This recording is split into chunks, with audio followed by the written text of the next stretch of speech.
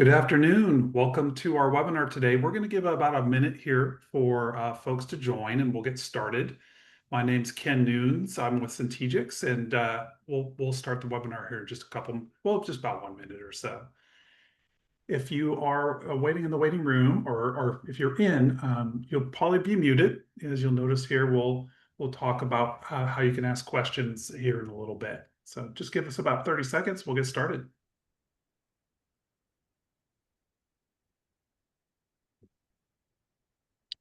Welcome to those who are joining. I think most of the participants are coming in now, I could see. And we'll get started here in just 1 minute. So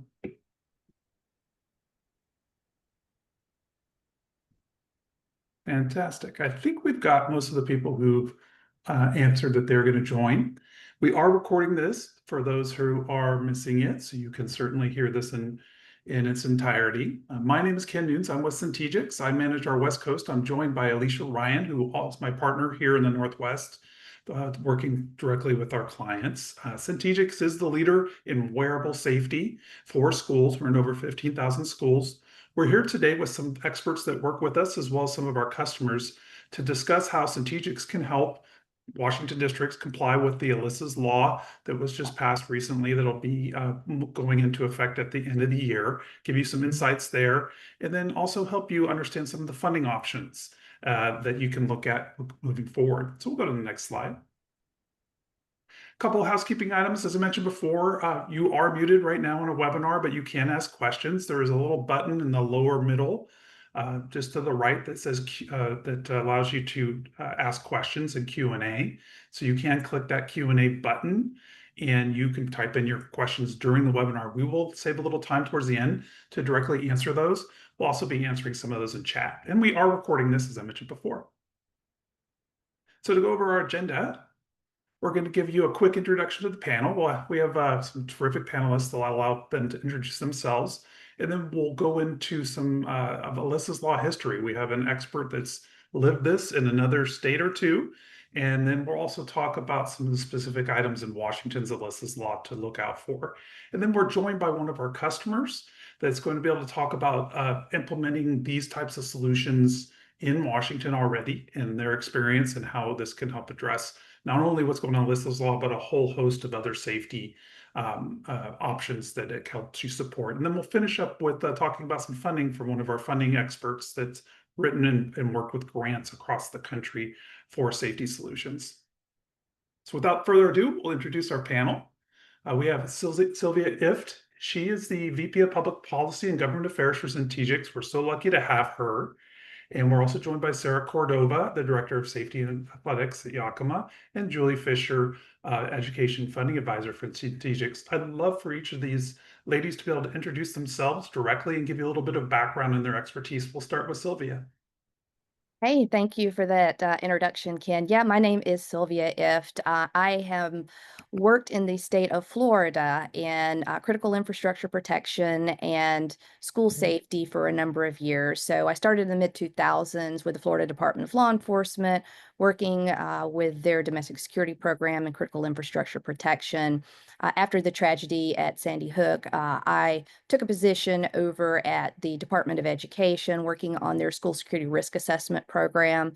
And then after the tragedy in Parkland, I moved into the Office of Safe Schools, where I continued to be the program director for school security risk assessment. And I took over the Alyssa's law implementation when that legislation was passed. So thank you, Ken. I'm happy to be here. Good morning. My name is Sarah Cordova, and I'm the Safety and Security Director for the Yakima School District. I'm also the Director of Athletics for the district, so it's kind of a funny role to put together, but nevertheless, those are my jobs here. I'm just beginning my 29th year in education, and the last 25 have been in Yakima. So prior to this role, I started my career as a kindergarten and also a first grade teacher, so I taught for 9 years. And then I was an assistant principal at both the elementary and middle school level for 14 years. As working in the elementary middle schools, I was always focused on school safety for both of those schools and just wanted to make sure that our students, our staff, our families were always safe. Yakima has always done a great job of keeping schools safe, I believe, but we've just continued to improve our work here. I'm also married to a Yakima City police officer, so that has also helped our relationship, I believe, with our city police officers and the city police department. So we have really great coordinated efforts between the school district and YPD. So that has helped a lot. Really excited to share our experience with all of you regarding CENTEGIX. Thank you. Thank you, Sarah. I'll allow Julie to give her some background, and then Julie's going to take you through the first, introduce the first section and allow Awesome. Sylvia to chat. Go ahead, Julie. Okay, perfect. Thanks, Ken. Hi, everyone. I'm Julie Fisher, and I'm the Education Funding Advisor at CENTEGIX. My role focuses on helping school districts across the country identify, pursue, and secure funding for school safety solutions, particularly those aligned with federal and state grant programs. I'm happy to be here today, along with my colleagues, to help Washington school districts confidently navigate Alyssa's law compliance and secure funding to do so.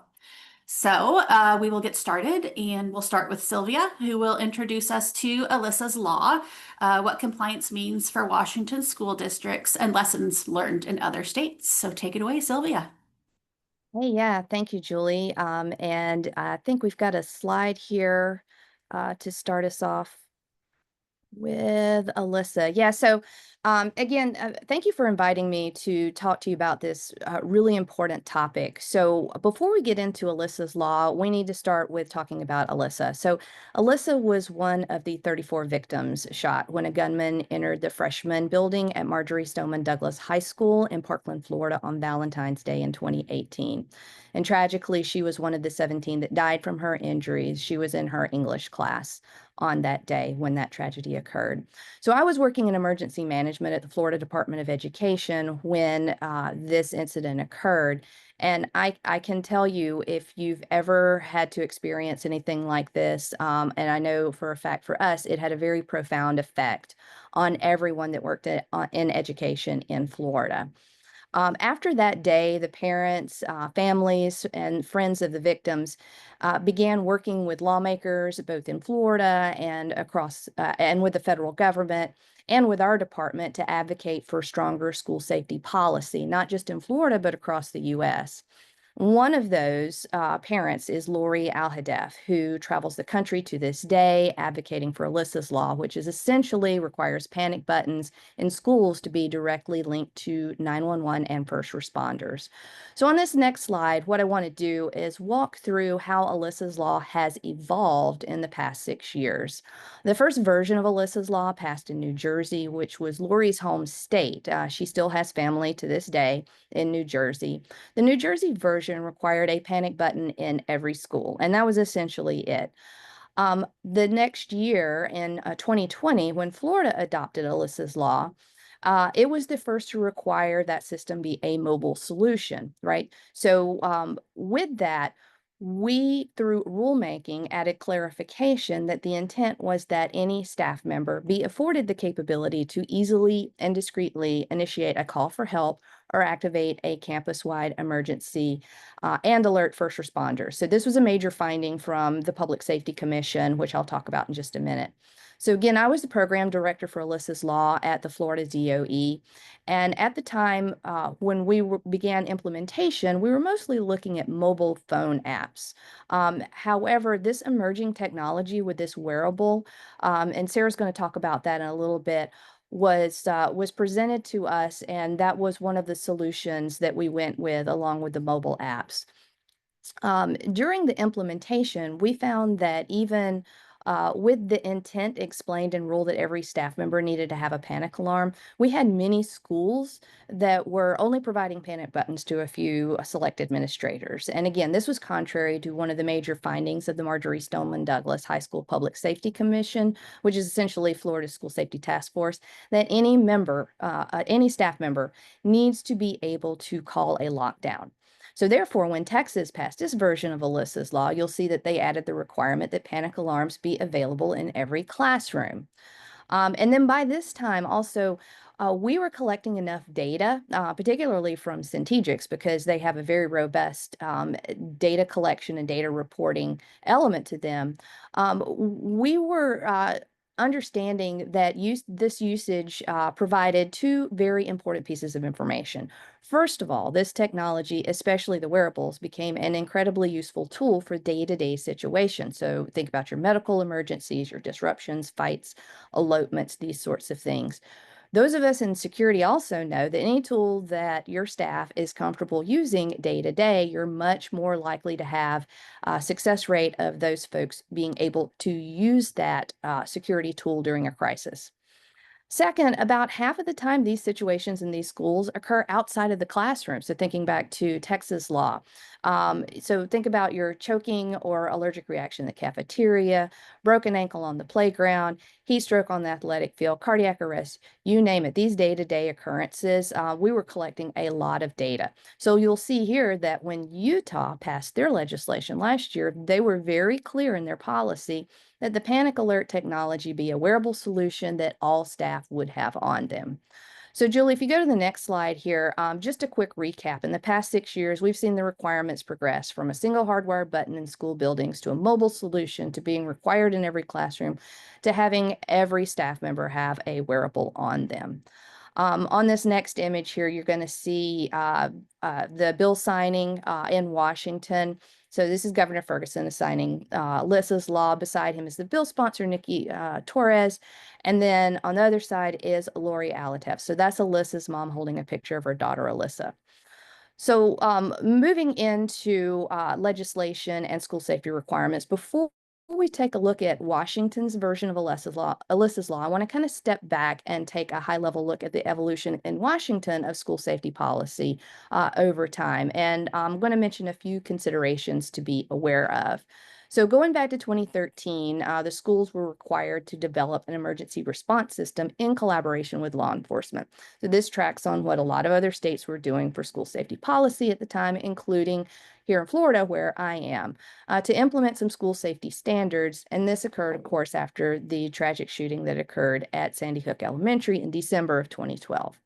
2014, the schools were required to provide a progress report to OSPI on the implementation of the emergency response system. And again, this is kind of that first version of the emergency response system, which became Alyssa's law. When we implemented Alyssa's law in Florida, it was important that we report back on adoption rate. So how many staff at each school had the solution and the usage data and how often the technology was used. We had to report this to both the MSD, the Marjorie Stoneman Douglas High School Public Safety Commission, and the Florida legislature because they wanted to understand the return on investment for the legislation and the funding that they had invested in this program. So something that you want to make sure that you consider when you're implementing your emergency response system is the quality of the data that your system can provide. This can make a huge impact on how you're able to sustain, manage, and continue to fund your overall security program. And what I mean by that is that day-to-day usage is going to help you justify and adjust resources where they're needed across most of your campuses, because you're going to have the numbers on what is occurring on your campuses and where that's occurring. And then just real quickly, the last few years here in 2019, School Safety Center was established in OSPI, very similar to what happened here in Florida. Our Office of Safe Schools was created in 2018, right after the shooting in Parkland. And then one thing that I wanted to call out here is in 2021, the school's first responder building mapping moved over to OSPI. So mapping isn't necessarily a part of Alyssa's law legislation in Washington, but I want to bring this up because it's a very important component of the system. Being able to provide accurate maps that indicate where on campus an alert is initiated to 911 and first responders is crucial. So when you're considering a solution, you need to make sure that you have agency over your mapping data. In other words, you have full control over the map updates and any integration of these maps with your other safety solutions. And then now here we are in 2025, the emergency response system is codified as Alyssa's law with some additional system requirements, which we'll walk through in just a moment. And I also wanted to point out that there is going to be a requirement to OSPI to provide another implementation report to your legislature on how the program is going. So let's take a look at Alyssa's Law. On this slide, I've kind of broken it down into 3 panels here. So the underlined text you see are going to be your new requirements. In this first panel, you'll see that there is now a requirement to not just collaborate with your law enforcement on system implementation, as was required in 2013, but also with your public safety answering points, so your PSAPs, your 911 centers, along with your safety and security staff. One of the lessons we learned in Florida was that collaborating with your local 911 coordinators is crucial because they have very, very specific requirements on how these alerts come into their centers and their operators' consoles. And make sure that you're facilitating these conversations with everybody listed here on this table very early on. I would even suggest maybe considering having one of your PSAP managers on your vendor selection team so that all sides have a very clear understanding of what is needed. It's going to make your implementation go much, much smoother and more quickly. And then the second panel or the middle panel on your screen, you're going to see that there's no change to that section. And just to read through it, you'll need to develop an emergency response system using evolving technology to expedite the response and arrival of law enforcement in the event of a threat or emergency at school. Just a couple of things to point out on this. First is the intent to reduce response time. So when Lori, Alyssa's mom, goes around the country and she talks about the intent of Alyssa's Law, she always says time equals life. We know that the faster we can secure the scene and start medical care for the victims, the better chance of survival, especially and critically in those first few minutes. And then second is going to be the evolving technology component.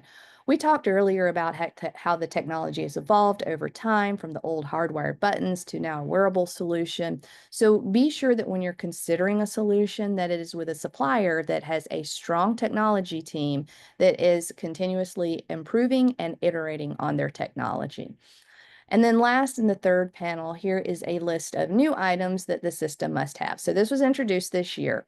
The emergency response system must have at least one of these, your panic or alert buttons tied to school administration, school district staff, and emergency response providers. Live video feed with law enforcement, school districts, and the schools. Same thing with the audio feed and remote control access to doors. Or if you'll click Julie, a system that basically complies with the applicable state building code requirements for schools. So what I want to say here is that a system that can integrate all of these things, not just having one in place, but having as many as possible into one consolidated platform is going to be your best solution for your school. Furthermore, unification of security systems is a leading practice identified by the Partner Alliance for Safer Schools. If you've worked in school security for any amount of time, you're probably familiar with the PASS guidelines.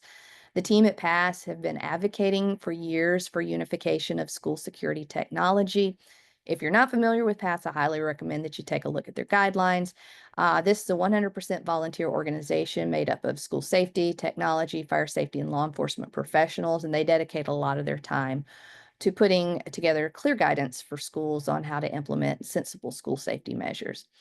And then finally, on this last slide, I want to close out my section with a few of the lessons learned that we had in Florida when implementing Alyssa's Law. Some of these I've already mentioned, but just to quickly recap, the intent of the system is to afford any staff member the capability to easily and discreetly initiate a call or activate a campus-wide emergency and alert for first responders.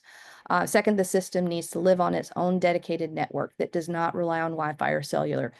We had so many issues in Florida with implementation that ranged from a lack of connectivity in our rural areas to network attacks and power outages that shut down schools' Wi-Fi. So that's something that you really want to be thinking about when implementing your emergency response solution. District issued and managed devices that don't require personal cell phones. And man, was this a hurdle for us in Florida for adoptions. The schools really need to be in control of the system's infrastructure and hardware end to end, including the issue and the inventory of the staff devices. Unification of security systems, I've already talked about that. Another big one here is ADA compliant mass notification capability. Another big finding that come out of the Marjorie Stoneman Douglas Commission report. I think Sarah's going to talk a little bit more about the building-wide notifications, so I'll skip over that one. Regular testing, training, and drills. Obviously, you're going to want a system that you can put into drill mode so that your users can actually train and practice with the same equipment that they would use in a crisis. And this is also going to be able to provide you some data on your training and testing as well. So we'll give you some record keeping there. Ease of installation, device health management, and battery life. Really talk to your suppliers on what installation looks like for a system. Is it going to be a heavy lift with wiring and equipment installs, or is it a wireless system? How do they ensure that all the devices, including the wearable badges, are online and are communicating? And are the staff required to maintain and recharge their devices directly, or do the devices have a longer battery life? And then the very last thing, which I mentioned earlier, which is so important, is the return on investment. Those day-to-day emergencies in your usage data.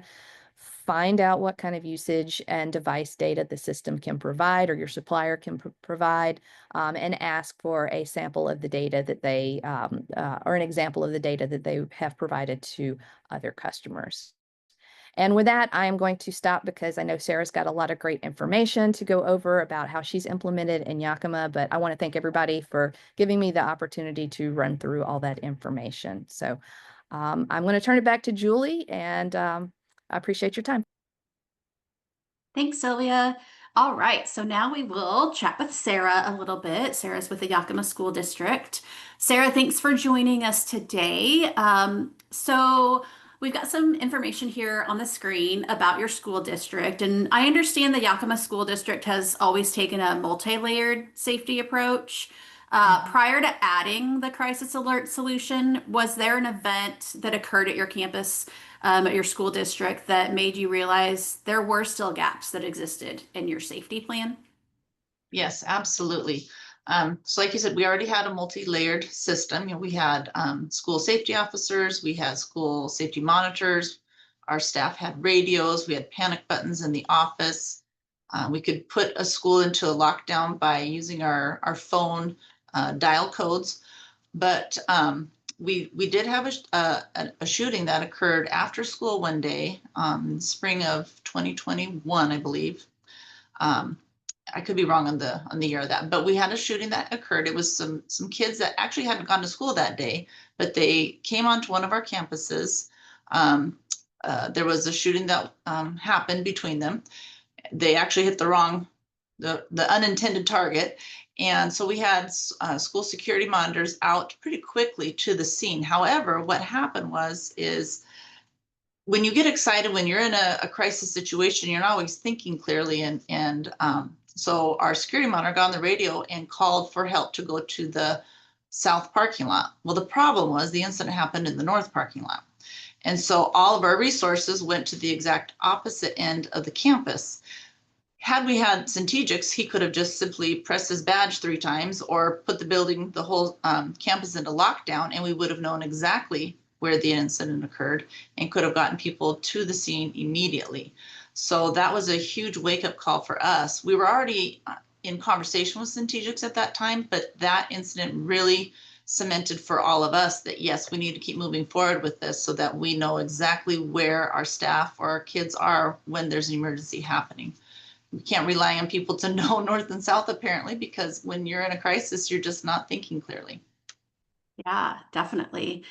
So what was it that made your district decide upon CENTEGIX Crisis Alert over other solutions? It really was, like has been mentioned before, the wearable badge has just been the lifesaver for all of us. Like I said, we'd had panic buttons in offices. I would say for the most part, those were usually inadvertent presses. And so we would end up with 3 police officers in a school office saying, where's the emergency, when there was no emergency. So the panic buttons really were not useful to us. We'd had phone apps before. I believe we'd used Rapid Responder. We had a lot of people not wanting to use the app on their personal devices. This the wearable badge is just easy. Everybody can wear it. You don't have to be connected to the internet. You have it right with you at all times, and it's discreet. So if you're in the classroom and you need somebody to come help you without drawing attention to your students that you're calling for help, it's easy. If you have an angry parent in the office, you can just discreetly call for help to have somebody come support you. But by far, the wearable badge has been a real game changer for us. We have loved it. Great. I think you had the crisis alert implemented in 2022. Have you had any incidents in which the system has helped save lives or deter a tragedy from occurring? Yes, absolutely. So I would say the day after one of our training sessions, so we had just trained a school building, the very next day, so I would say probably about 90% of the staff took a badge that day. The very next day, one of our assistant principals got an alert on his computer desktop, the desktop takeover, that one of his counselors was having an issue. She had pressed the badge 3 times, and so he ran to her office. The door was closed and locked. She was behind there was no window in the door to see. And so he had to run back to his office, got directly into her office with keys, and she was having a heart attack. She had tried to call for help with her phone. She couldn't see the numbers on her phone clearly enough to dial 911, and she was slumped over by the time he got in there. He was able to call 911. We got an ambulance to the building immediately, and she was taken to the hospital. And she was most definitely having a heart attack. So had she not had her CENTEGIX badge, we would have lost her. Wow, gives me chills. Thanks for sharing that. Every time I tell the story, I get chills. Yeah, absolutely. So based on your experiences, what recommendations would you give to districts that either haven't experienced a crisis or are still in the planning phases of securing their safety response systems? So this probably sounds really dire, but if you haven't had a situation yet, you're going to have one. We've had emergency situations with kids out on the playgrounds, with kids eloping, like has been talked about already before. We've had several health emergencies for staff. So even if you haven't had an emergency happen yet, a life-saving emergency situation, you will have one. It will happen sooner or later. We've had kids elope, like I said, and one of the things that's been really nice is one of our schools who had a frequent eloper was able to track the data by what time of day, what was the preceding incident that happened before the student ran away. And so they're able to come up with a plan to help that child stay in class and not be running off. So it's been helpful for that as well. Great. Well, I appreciate you joining us, Sarah. Is there anything else you'd like to add before we move on in the webinar? I think another thing that's really important that we have loved in our district is that so the wearable badge is what all the staff can have, but as a responder, as an administrator, we do have the ability to put multiple buildings into a secure and teach or a lockdown at the same time, and we've had to do that on more than one occasion, and that has been really a very valuable feature for us. And so if anybody has questions about that, I can certainly answer more about that, but that's been a wonderful feature as well. So thank you. Great. Well, thanks, Sarah. It's so helpful to hear from a school district like yourself that's quickly realized the benefits of implementing the crisis alert system. Yeah. Could I add one more thing, Julie? I'm sorry. Yeah. Just another really important feature as well has been the fact that you don't just get an alert over the intercom, although you do get an alert over the intercom, and you can personalize it like we've done in Yakima for each of our drills or for our emergency situations.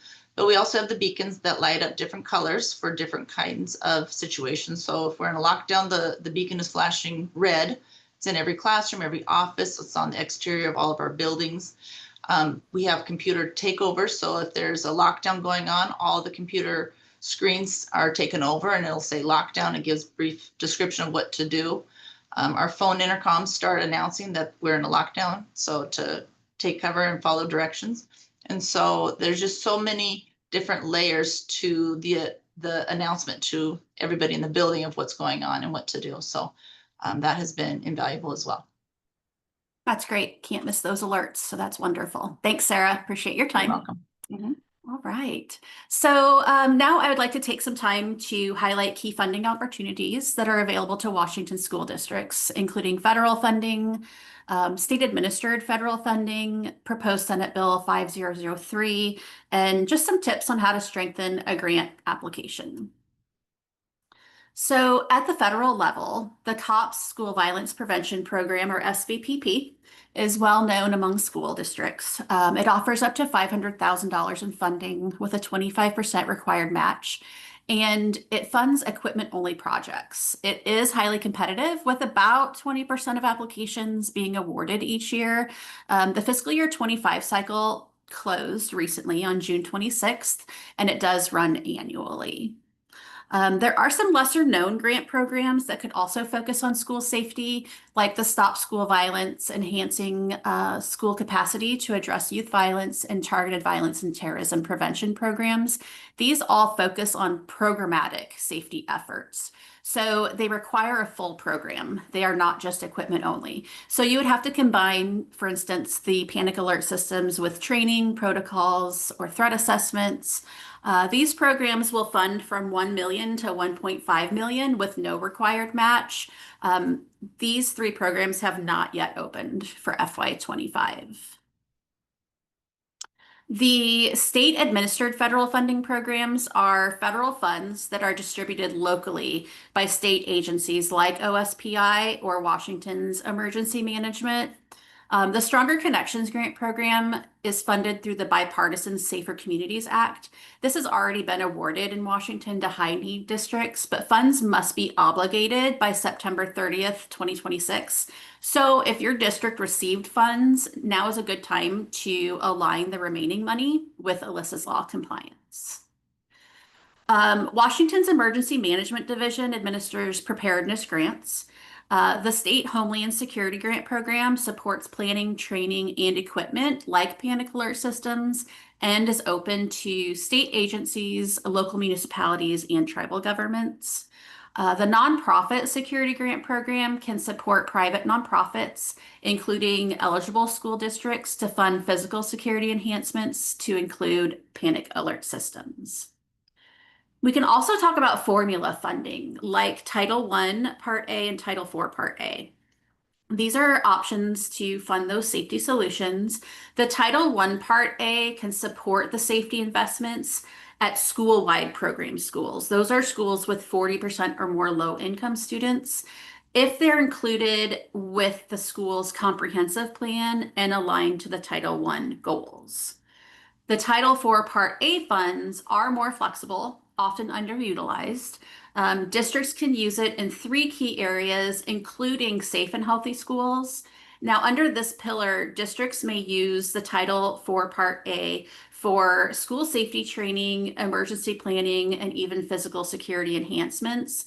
But districts must follow local needs assessments, and funding amounts will vary. So coordination with your federal programs or title funding lead is essential. But just a good resource to support panic alert systems when framed within your school safety and student wellness strategies. I always like to mention, don't overlook local funding options.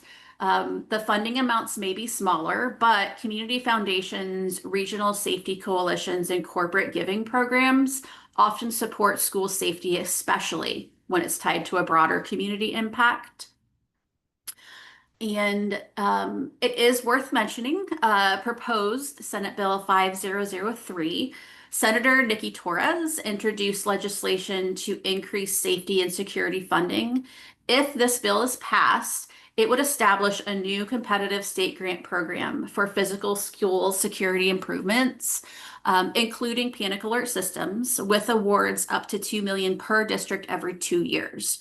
Now, early funding proposals show this bill has a set aside of potentially $12 million, and priority is given to schools with the greatest demonstrated need. So how do schools demonstrate a need for school safety funding? Well, let's look at a few ways to strengthen your application. To build a strong and competitive grant application for school safety funding, it's essential to provide clear, data-driven evidence that shows both the need for the project and the impact it will have. So first, current security gaps. Let's start by identifying specific weaknesses like outdated communication tools, delays in response, the lack of a campus-wide alert system, because funders want to see what you're solving and that it is a real defined problem. 2, crime and incident data. So let's include local crime stats, include school incident reports, discipline trends. This helps to illustrate the risk level your students and staff face on a daily basis. Real world validation strengthens any grant application.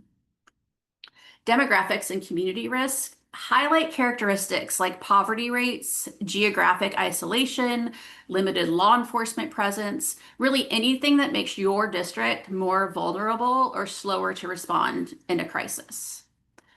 Focus on past assessments and recommendations. If you've had a school safety assessment or threat analysis, reference those findings. Align your project with those recommendations to show that you are acting on expert advice.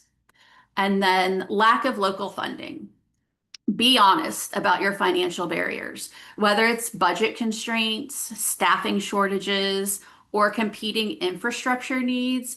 Funders want to see and will likely invest when a local capacity is limited, but the need is high. So ultimately, funders want to invest in projects that are urgent, aligned to real needs, and backed by evidence. Now, before I turn it back over to Ken, here are just some 3 quick takeaways from today's webinar. Washington's Alyssa's Law requires districts to implement an emergency response system, including one of the following: panic or alert button systems, live video audio streaming, remote controlled door access, two-way communication systems. 2, CENTEGIX crisis alert directly aligns with and exceeds these requirements. And 3, there are multiple funding pathways available to support implementation. All right, Ken, I'm going to turn it back to you. I'm not sure we have time for any questions, but I wanted to send it back to you to close out the webinar. Thank you so much, Julie, and thank you to Sylvia, and thank you to Sarah for all the great information today. We are a little bit over. We do have a couple minutes if some people do want to enter any questions. Just want to let you know that both Alicia and I are available to get you connected to the resources you spoke with today. We plan on doing another webinar probably in the fall to dive a little deeper into some of the things that came out, maybe after some of this funding has been clarified. But in the meantime, if you'd like to learn about how this is being actually used around 15,000 schools in many states that already have Alyssa's Law, we're happy to chat with you. A couple of the key factors being wearable, but also notification. Our system is very unique in that we provide strobes for every single room. We provide integration to PA systems to make ADA compliant audio and visual notifications immediately, which is one of the biggest intents of Alyssa's Law and L'Oreal Diff's mission to make sure that all states have these tools available to their schools. And we make it really simple and straightforward and reliable to deploy. Our typical customer is up in about 3 months. We have very little disruption to the school itself, and the teachers and staff absolutely love having the wearable badge to get support for not only major events, but also the everyday emergencies. So we'll be happy to chat with you about your school district and your schools. And thank you very much for joining today.